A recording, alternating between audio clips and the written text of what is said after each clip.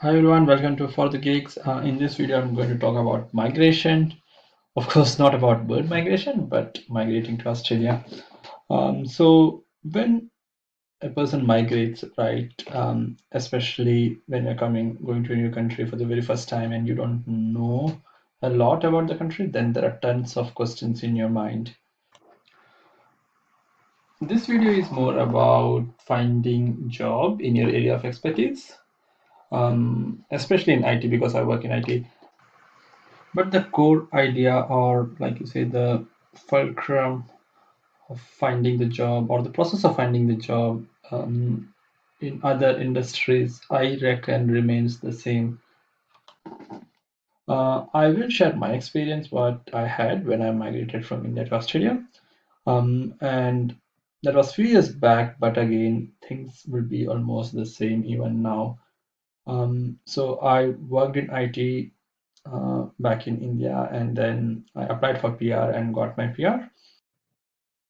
When you start applying for the job for the first time, remember that it's a process, right? And it's the process from ground zero to up again.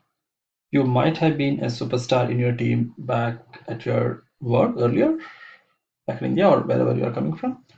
But then after coming down here, it's again starting from scratch, kind of starting from scratch. Um, Also, back in India, when you have enough experience in IT, especially, and when you start applying, you get the offers very soon. Like you are interviewed probably in a day, and you get the offer very next day. I have seen that happening earlier. But when you start applying here, if you come with that mindset, and if you think that you have lots of experience and you should get a call soon, it may happen, but there is also a possibility that you just have to wait patiently. So the idea behind what I'm saying is, when you come down here and start applying for the jobs, you might have to apply quite a few number of jobs in the area of expertise. You may get a call from the relevant persons, but even for getting the client calls, sometimes it takes well over a couple of weeks or 3 weeks. It depends upon the demand, but sometimes I've seen that despite applying, it does take time for the client to even call you for an interview. Also plan a monetary like backup, like how many months you can sustain without a job. Doing so will give you peace of mind so that you know exactly how much monetary backup you have. So when you're actually here, you can apply for the jobs with much more composure and much more concentration, I would say, because you are not actually worried about uh, how much money you have and how much days you can sustain. Like I said, I've seen the question floating around in multiple forums, like how to find a job. I have been also asked about this quite a few number of times by my friends who are coming down here and all. So there are multiple websites, of course, like Seek or Indeed. But I would also say LinkedIn is good. Try to connect with the recruiters who are recruiting for the jobs that you are interested in.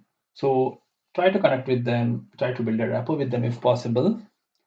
And if you have connected with a recruiter or spoken to a recruiter, it's always a good idea that you try to say hi just like after a few days. Not obviously don't overdo that, but at least telling them and giving them a small nudge like, okay, I'm still in the market. How is the market looking like? I'm still in the market, and do let me know if there are any good roles around that probably suits to your liking.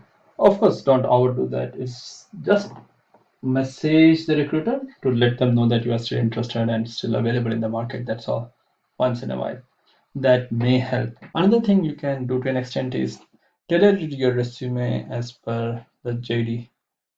Of course, don't be dishonest. What I'm saying is be honest, but just tailor a resume as per the job description. So there may be a few things that the um, company may be looking for. Just highlight them more than other things in your resume. So that may help sometimes in filtering out a resume. And then if your resume gets shortlisted, then at least there's a possibility that client will call you for an interview. So that is one step closer to getting a job.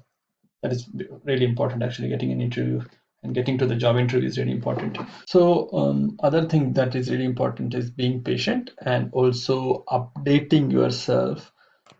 So when you're looking out for a job, you have some time for yourself, which you can use to learn new things relevant to your job. So if it is technology, learn something new or upgrade some technology skills, technical skills that may help in your interview. So don't be stressed. Try to update yourself a bit by bit daily. That helps in a longer run. And keep applying. And I'm pretty much sure if you are consistent enough, you'll get calls and eventually you'll crack an interview. So that's it for this video, guys. I just shared my personal experience here that may help you guys. If you have any more questions or if you want to hear more in this with respect to job search, I'm more than happy to make another video. Just drop in the comments below. Also, if you are interested to know how much money probably I need, a rough idea per month if you're traveling solo, I'm happy to make a video on that. And also, if you are keen to know where to stay uh, in Australia, especially if you're coming down to Melbourne, um, I can give you a rough idea like how much expenses or where to stay and all. So if you have anything, you can put in the comment box below. I will try to answer it there, or I will make a separate video. Anyway, all these are my personal experiences, like I mentioned. So obviously, it's not like one size fits all, but it gives a rough idea. That's it for this video, guys. Thanks for watching. Bye bye. Take care.